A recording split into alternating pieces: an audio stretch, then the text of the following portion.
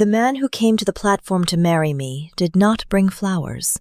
He brought 3 folded pages and a pencil, and he stood there in the falling snow wide enough through the shoulders to take up most of the mountains behind him. I had answered a notice for employment. I want that understood from the start. Nobody wrote the word wife on anything I signed in Kansas. You are Mr. Faulk. Gideon Faulk. He looked at my face the careful way a man looks at a horse he has paid for sight unseen, checking it against the description. The notice said a position, room, board, and $30 a month. It's all there. And one thing the notice left off. I only need a wife till winter's out, not past it. The train breathed behind me. Down the platform, men were rolling flour barrels off a flat car and swearing at the cold, and the wind came through the gap between the depot and the feed store and found every seam in a coat I had already worn 3 winters.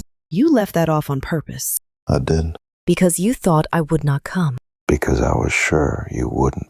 He said it plain, with no more shame than a man reporting the weather, and the honesty of it very nearly made me laugh. It also made me want to set the carpetbag down and hit him with it. I did neither. I was, above all the other things I was that afternoon, cold. The eastbound leaves in how long? 6 minutes. Next one's 3 weeks out. You have arranged your dishonesty around a timetable. I've arranged it around a girl. I expected him to press. Instead, he looked at the train, and then at the sky letting down its snow, and what crossed his face was not impatience. It was worry. And it was not worry for himself, and that annoyed me more than the lie had. What girl? My sisters. Pearl. Susanna died in August. The child's left to me to raise. And her father's people mean to take her. And a judge rides in when the pass is open to say whether a man alone on a ranch can keep a girl of 8. I need a married house by then. That's the whole of it. And after winter? You leave with $500. It isn't wages for being my wife. It's for the trouble to your life. $500 was more than the county had paid me to teach in 4 years. I looked at him differently, and he watched me do it, and he did not look pleased to have been looked at that way. I will ask you a plain question, and you will give me a plain answer. What is expected of me at night? Nothing. Nothing you don't offer. Your own room. Mine's across the hall. The cold air went thin for a second, the way it does before it snows harder. I looked down the track east, where the 3 weeks train was not, and then at the town, which was one muddy street, a hotel, a church, a mercantile, and a saloon with a sign hung crooked, and no schoolhouse standing open anywhere in it that I could see. I looked at the pages in his bare hand. You deceived me, Mr. Faulk. Yes. You wagered that a cold woman would sign anything. Yes. I dislike you. I'd have been surprised if you didn't. And something warm came up in his eyes when he said it, which made him considerably more dangerous than the lie or the shoulders had. I took the pages out of his hand. You have a pencil. Give it here.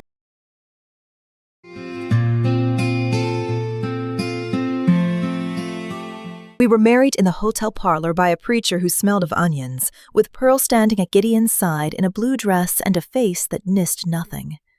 When the preacher came to the kissing part, every soul in that room leaned in an inch. Gideon looked at me. His eyes went to my mouth and came back. Then he bent and put his lips to my forehead, brief as a man checking a child for fever, and stepped away. The preacher blinked. Pearl scowled. And I stood there married 10 seconds and already put out about a kiss I had told myself I did not want, which was the first of a great many arguments I would lose that winter, to my own good sense. The ranch was 2 hours out. Pearl sat between us under a bearskin and asked questions faster than answers could be got in edgewise. Could I make biscuits? Did I like a horse? Had I ever shot a wolf? Would I be sleeping in Uncle Gideon's room? He nearly put the wagon in the ditch. Pearl. It is a fair question. Mrs. Tate sleeps in her own room, and she is not married to anybody. It isn't a question we ask. Are you going to kiss her the right way later then? He looked at the road, as though it required all of a grown man's attention on a straightaway.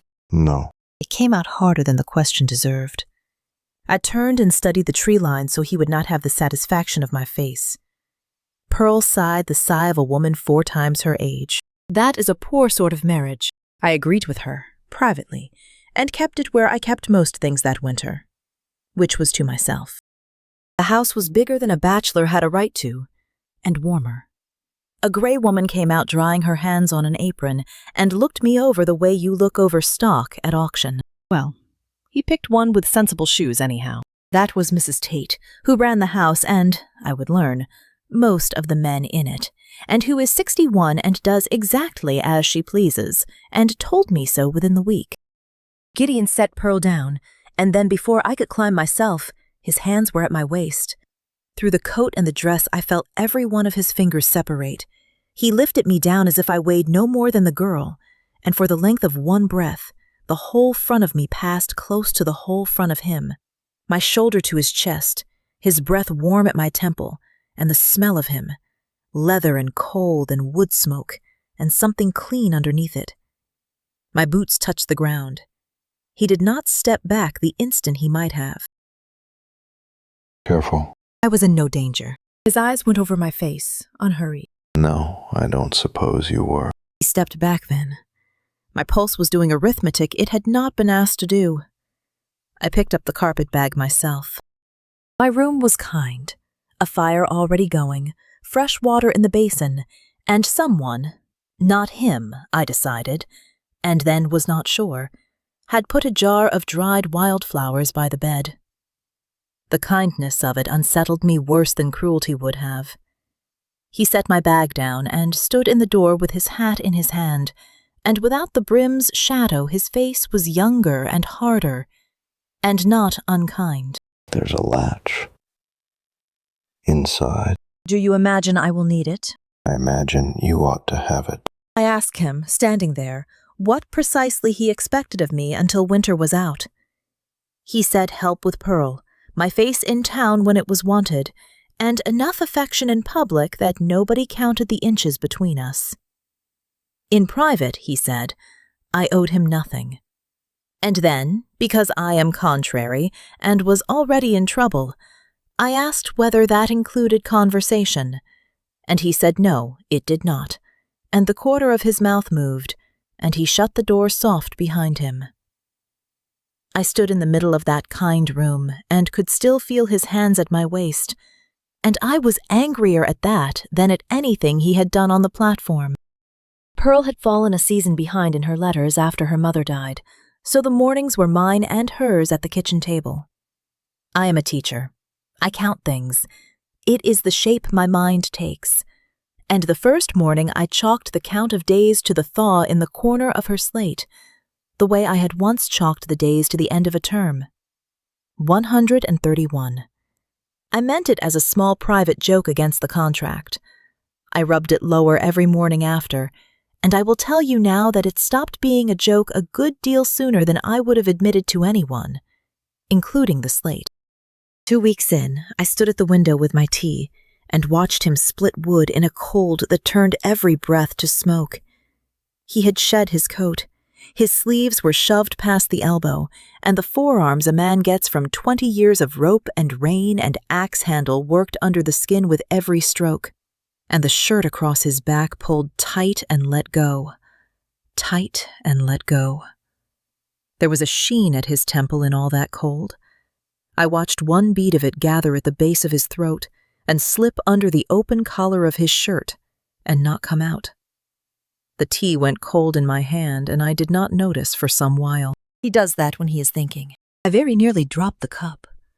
The child was at the table the whole time with her sums. Does what? Chops too much. Look at the pile. We could not burn that by Easter. Out in the yard he stopped, the axe hanging, and turned his head to the window as though I had said his name aloud.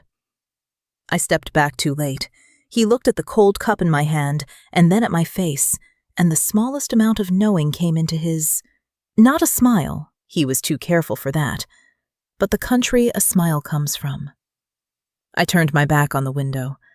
My skin was warm the rest of that morning, and it had nothing to do with the stove, and I taught Pearl her sevens twice because I had lost my place in them. He left before light most days, and came back after dark smelling of horse and winter, and at supper he said little and watched a great deal. I began to catch the small ways his watching worked. He knew before I did when my tea had gone cold, and set a fresh cup by my hand without a word.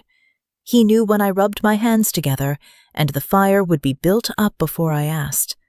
When Pearl talked too fast and ran out of breath with the joy of it, he watched my face to see whether the noise wore on me. It did not. It was his quiet that wore on me. A man that watchful is a hard thing to sit 6 feet from and keep your head. The day he first meant to teach me the mare, he nearly called it off before I had a boot in the stirrup. You can't ride to town on that. Why not? You're wearing a skirt. I generally am. His eyes went down before he could stop them, and it was not a crude look, which would have been easier. It was careful. It went along the line of my coat and over the wool at my hip and down to the half-inch of stocking above the boot, and then he took it back, like a man taking back his hand from a stove. You'll want a divided skirt. I will manage. June. It was the first time he had used my Christian name, and he used it as a warning. And I liked it more than a sensible woman would have. I crossed 3 states alone, Mr. Faulk. I expect I can sit on a horse that likes me. He came around behind me and set my foot in the stirrup with one hand and put the other at my waist, and I forgot entirely that there was a horse in the matter at all. On 3. His voice came from just behind my ear, low enough that I felt it more than heard it. He said 1, his fingers set. He said 2, and he lifted me before he ever said 3, and my boot slipped, and my back came against his chest, and one arm came round my middle and held me off the ground against the whole hard length of him. The winter went warm. His mouth was at my ear. Still think the mare's the unreasonable one. My fingers had closed on his forearm without my leave. The muscles shifted under my glove. Put me down. His arm tightened before it let go, and I felt it do both. And he set me up into the saddle and stepped off too fast and busied himself with a stirrup that did not need him, and there was color above his collar that the cold had not put there. And I sat that patient mare feeling a thing I had not expected to feel, which was triumph, because the man was not made of stone after all. He had only decided to be, and a decision is a weaker thing than a stone. That changed the winter. I want that understood. Everything after it I did on purpose. In December, the town held a social to mend the church roof, and Gideon did not want to go, and I made us go. If you married me to look respectable, keeping me 20 miles out of sight is a poor way to spend the investment. I don't hide you. You avoid the town. I dislike a crowd. So does a bear. We managed to see one now and again. Pearl laughed so hard she put milk on the table, and Gideon looked at me across it a long moment and said, "Very well," in the tone of a man agreeing to surgery. Mrs. Tate had cut a dark green dress down to fit me. The neck was modest, the rest of it was not loose. Gideon saw me at the foot of the stairs and stopped walking, and his face did not change at all, and his breathing did. I came down slow, because I am contrary, and because a woman is entitled to one slow walk down a staircase in a winter like that one. You look. Respectable. No. The heat came up my throat before I could govern it. What do I look like then? Like something I invited into my own house and haven't slept right since. Before I could answer that, the hotel man was at Gideon's elbow, friendly as a knife, saying there was talk, that a married pair ought to behave a little more married than we did, no offense meant. Several faces near the punch had turned our way, including a Finn woman who had been whispering behind a fan for a quarter hour, as though it were paid work. I stepped in close and put my hand flat on Gideon's chest. Under the coat, the muscle went to stone. We did agree. Enough affection in public that no one counts. You don't have to prove a thing to that man. Neither do you. He lifted one hand and set it against the side of my neck, broad and warm, his thumb just under my ear where the pulse had already made a fool of itself. And he looked at me the way a man looks when he is asking a question he has not got the words for. I came up onto my toes. That was answer enough. Forgive me. and then his mouth was on mine. I felt the careful go out of him, the way you feel a bank give underwater. It was warm, and it was sure, and it was in no kind of hurry, and his thumb moved once beneath my ear and sent the whole length of my spine to ruin. My fingers went into his coat. His other hand found the small of my back and brought me in. The room went somewhere else. There was the width of him under my hand, and the rough of his breath, and the moment his mouth stopped being polite about it. Somewhere a glass broke on the floor. He stepped back, too far and too fast. That ought to hold him. His voice had gravel in it that was not there before. Yes, I expect it will. He kept the width of the room between us the rest of that night, and it hurt more than I had any right to let it. And on the ride home under the bearskin with Pearl asleep across our knees, neither of us said one word about the thing we had both plainly meant. For 3 days he left before I came down, and came in after I had gone up. On the 4th night I sat up in the kitchen and waited, and when the door opened, it was not the argument I had rehearsed that came in. A horse had put him into a fence post. There was blood through the side of his shirt, dark and spreading. He says it's nothing. He says that when it's the most. She put a basin and clean cloths in my hands and announced that she was 61 and going to bed, and went, and left me alone with him and the lamp. He worked the buttons himself, slow, one slipping loose of his fingers, and I told him to sit down before he bled on Mrs. Tate's floor and had 2 women to answer to. He sat. I drew the shirt off the wound. I had seen his open collar. I had seen his sleeves shoved up in the yard. Nothing in either had made me ready for the whole of him stripped to the waist by the stove. The firelight went along the slope of his shoulders and pooled in the hollow of his throat, and there were the old pale scars a working life leaves, and the new cut running long and shallow up the ribs. And I understood all at once that I had let myself be careful about the small pieces of him for weeks, precisely so I would not have to sit this close to the whole. My mouth went dry. I wet the cloth because my hands wanted a thing to do, and even then they were not as steady as a nurse's ought to be. You're staring. I am assessing the injury. Is that what we're calling it? I put the cloth to the cut. His belly drew tight under my hand, the whole of it at once, and his breath went shallow, and my own did something to match it that I was glad the low lamp would not show. His skin was hot under my fingers, hotter than the fire could account for, and the muscles shifted with every careful breath he made himself take. I cleaned the blood away slower than the blood wanted cleaning. He watched my face the whole while, and never once my hands, and the heat of him came up my wrist and along the inside of my arm, and settled somewhere it had no business settling, and a small chore at a kitchen stove became the most private thing I had done in years. Does this hurt? Yes. You did not flinch. I wasn't talking about the cut. My hand stopped on his ribs. The room got very quiet, and I could hear the fire settle, and I could feel the heat of him standing off his skin against my knuckles. I made myself go on. This may want stitches. No. You are a remarkably stubborn man to be sitting half undressed in my kitchen. Your kitchen. I have reordered every shelf in it. It answers to me now. And his face changed, softened at the edges, and for one dangerous moment, he did not look like a man counting down to winter's end. He looked like a man doing a longer sum than that, and not disliking the answer. I laid the bandage over the cut and told him to hold it, and he put his hand over mine to do it, rough and warm, and neither of us moved it for a breath too long. Then he stood, which brought me close, and my face came about to the middle of his bare chest, and the heat came off him, and I watched the slow rise and fall of him, and the sheen the fire found at his collarbone. His hand came up, as if to my cheek, and stopped an inch short and went back down. Thank you. I stepped back before what was left of my judgment walked out the door entirely. He took up his shirt. At the door he stopped with it in his hand, and did not turn all the way around. June, if I'd met you some other way, I'd not have kissed you the once and quit. and he was gone up the stairs before I had breath to answer, and left me by the basin with my heart making a racket a grown woman ought to be ashamed of. In February, the stove in my room split at the seam and filled it with smoke past midnight, and he was through the door before I was rightly awake, across the floor barefoot in his trousers and an open shirt, and had me up out of the bed on one arm and into the hall.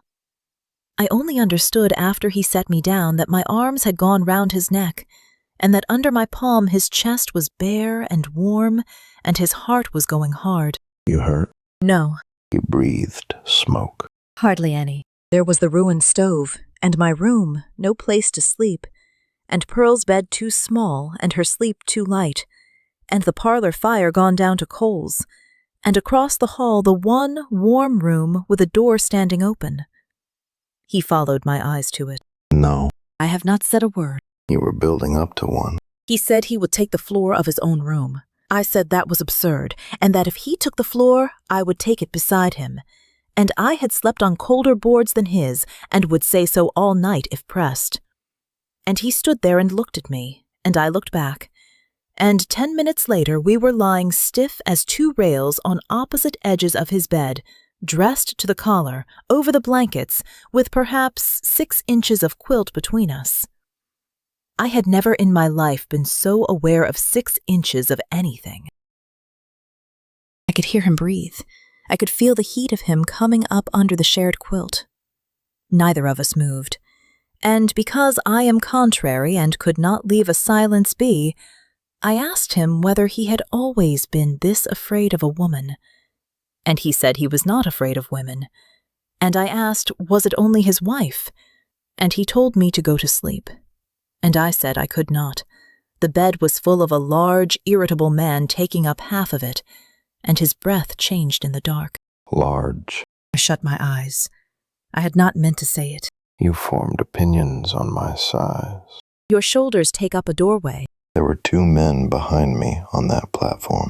I did not see them. It was out before I could stop it, and the quiet that came after was a different kind of quiet. The mattress shifted. He had turned on his side toward me. I could not see his face, but I could feel the whole of his attention, which was worse. What did you see? I could have lied. I had lied to worse men for smaller reasons. He let a long breath go. For a moment, I thought his hand would come across the 6 inches. It did not. Sleep, June.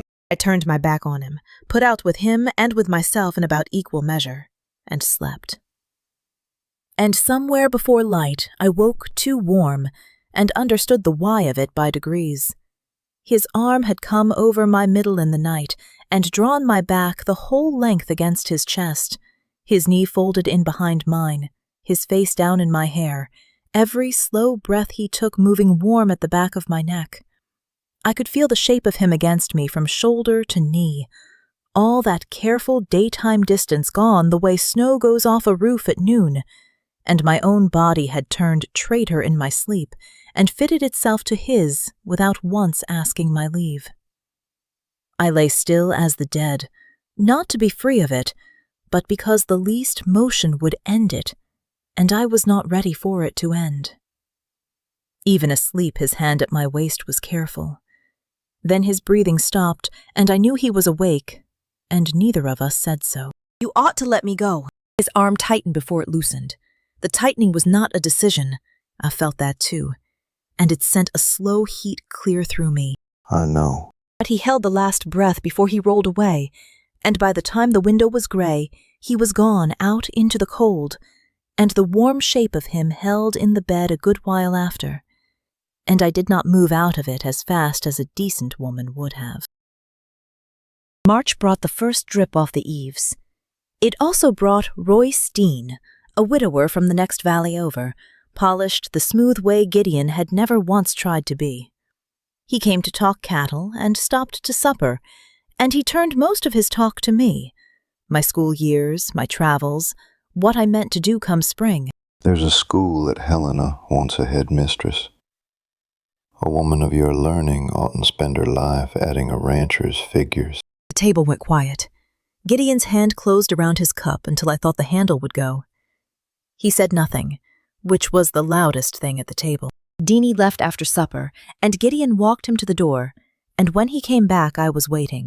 "You might have said something." About what? "Helena." What would you have me say? "That I ought not go." That's not mine to say. "You glared at that man the whole evening." He put his hand on the back of your chair. "It is a chair, Mr. Faulk. People touch furniture." He wasn't interested in the chair. I almost smiled and did not let myself. I told him he could not spend every night pretending he wanted nothing from me and then look at the door like that whenever some other man wanted a great deal. You think I want nothing from you? The room changed on the words. I could hear the fire. I could see the pulse going heavy in his throat. "You have given me little cause to think otherwise." He crossed the floor to me slow and stopped close enough that my skirt hem lay over his boot and said that if that was so, he had been a better liar than he intended. His voice had gone rough and low, and I asked how good a liar he had intended to be, and he said, good enough to let me go without ever once wondering whether I had broke him. And then he lifted one hand and took a loose piece of my hair and drew his fingers down the length of it. And the gentleness of that undid me worse than any grip could have. I came up on my toes. His hand slid to the back of my neck. Our mouths were an inch apart. "Uncle Gideon," he shut his eyes. His breath went out of him against my mouth. "Are you coming to hear my prayers or not?" Yes. His thumb moved once beneath my ear. Then he stepped away, and I caught the front of his shirt, and his restraint showed plain for 1 second, his eyes going dark, and he said my name like it cost him. I said he had told me that under another set of circumstances, he would have kissed me more than the once. He said these were not another set of circumstances. I said they felt like it. He took my hand off his shirt, 1 finger at a time, careful as a man diffusing a thing, and said winter was 3 weeks from being out, and went up to hear an 8-year-old's prayers, and left me standing there wanting to follow him and shake the good sense clean out of his head. I did not, but only because Pearl was waiting, and a child ought not hear what I had to say to him. The judge rode in the 2nd day of April with the passes barely open. Harlan Wren and his wife had come to take Pearl, and they had a lawyer's letter that said a cattleman alone 20 miles out could not raise a girl, and half the town came to watch which way it fell, the way they would a hanging or a horse race. The Wren's man made his case smooth. A wife 6 months married and gone by summer, he said, was no household. He looked at me when he said it. He had heard the same talk the hotel man had. And then Pearl, who no one had thought to swear in because she was 8, stood up on the bench so she could be seen. "She teaches me my letters every morning, and she chalks the days on my slate, and she rubs one off each morning, and there is a number left, and it is small now, and I do not want her to get to the end of it." The judge asked her what number. Pearl said 19. She said she had checked it that morning, and every soul on those benches did the small arithmetic a child had just handed them, and knew that the wife who was leaving had been counting the days she had left the way you count a thing you cannot bear to run out of. The judge looked at Gideon and asked him, plainly, was this a true marriage or a paper one? And Gideon Faulk, who I had never once heard use 2 sentences where a fragment would carry the load, stood up in front of the whole town. It's the truest thing on my place, Your Honor. Whether she'll have it past the thaw is her business, and I won't answer it for her. But there's no paper in that house. There's a woman who reordered my kitchen and counts her days like they cost her, and a girl who reads now, and me.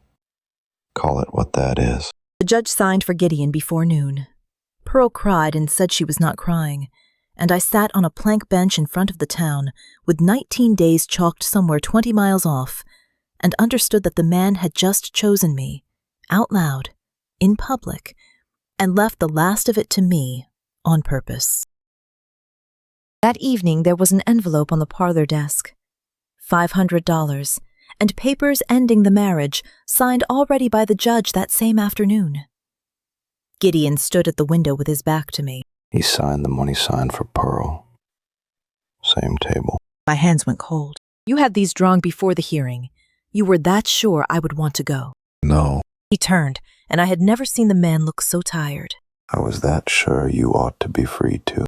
Set the papers down careful, the way you set down a thing that might go off. And what do you want?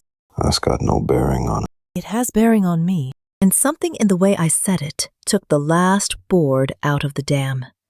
His hand closed on the back of a chair, and the wood gave a small sound under it, and when he spoke his voice was level the way a man's voice is level, right before it is not. I've slept 20 feet from you since October. Every morning you come down into my kitchen with your hair loose and ask, "Do I want coffee?" Like you haven't ruined the taste of every morning I had before you. I know the sound you make when Pearl misreads a word and pretends she hasn't. I know you warm your feet at the stove before you'll get into a bed. I know you don't like the crust of the bread and eat it anyhow, because you think it's rude to let a man see you leave it. I know you watched me split that wood. I know you were awake that morning. I had my arm around you. I know because I was awake the whole of it and didn't move for fear you would. He came across the room. I made the deal with an end on it because I thought a man could stand anything if he knew the date it quit. I told you I only needed a wife till winter was out. He stopped in front of me, close enough that the heat came off him, and put his hand to the side of my face. Winter's out in the morning, and I don't know how a man's meant to live through the spring. I looked at the papers. I looked at the fire. Then I picked the papers up. June. You made one mistake drafting this. What mistake? You wrote it as though the leaving were yours to grant. I crossed to the stove and put the pages in it. The judge's ink caught and curled, and Gideon watched $500 and his own careful sense burned down to nothing. I turned back to him. You lied to bring me here. Yes. You gave me orders. Yes. You would not kiss me when I asked you without asking. I was trying to behave. You were insufferable about it. I know. I stepped in close. What do you need now? He looked at me a long moment, and the answer, when it came, was quiet. And it was one word, and it was the first time all that winter that word, or any of its kin, had been said aloud in that house. Stay. I put my hands flat on his chest, where the heart under them was going like a young man's. Not till winter's out. No. Not till the next judge. No. How long then? His hand came up slow and settled at the side of my neck. Long as you'll have me. I pulled him down and kissed him. His careful survived the first of it. It did not survive the second. His arms came round me and took me up off the floor like a man setting down a weight he had carried too far, and my feet left the boards, and I laughed against his mouth, and the sound of it broke something open in him that had been nailed shut since October. He kissed me with the whole of what he had been keeping under the work and the quiet and the good intentions, one hand spread up my back, and the other cradling my head like it was the last careful thing left in him. His breath broke at my throat when my fingers went into his hair. He drew back just far enough to see my face. Tell me to stop. I put my thumb to the place along his jaw where I had watched a bead of snowmelt disappear under his collar on the coldest afternoon of my life. Then I brought his mouth back to mine. Winter's out. He carried me to the stairs. Behind us, the last of the contract went to ash in the stove, and above us, after a while, a door closed. And I will keep the rest of that night the way I have kept the best of what I own, which is to myself. I woke late into a room full of sun, in a shirt of his with the sleeves past my hands that smelled of soap and cedar, and the place beside me was empty and still warm. I went down the stairs after the smell of coffee. He was at the stove with his back to me and no shirt on, the morning going along the working slope of his shoulders and the thin red line healing up his ribs. And he turned, and for the first time since the platform, Gideon Faulk looked entirely unsure of himself. Morning. I looked at him the unhurried way he had once looked at me, and the color came up over his collarbone. You have misplaced your shirt. No, I know exactly where it is. He crossed the kitchen and set his hands at my waist, familiar now and no less able to undo me, and asked, was there anything I regretted?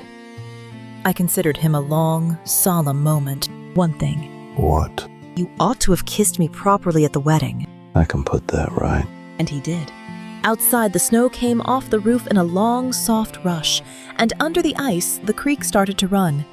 And for the first time in Gideon Faulk's careful life, the spring came too late to take anything out of his house. There is a schoolhouse open in Coldwater again now, with my game on the door, which the town paid for out of $500 of a rancher's money it never learned the history of.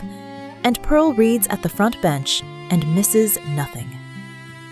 Folks ask sometimes what a man gets for the price of a placement and a lie told on a train platform, sight unseen. I tell them the truth. A wife he only wanted till winter. And every spring since, the fool has looked genuinely surprised she is still there when it thaws.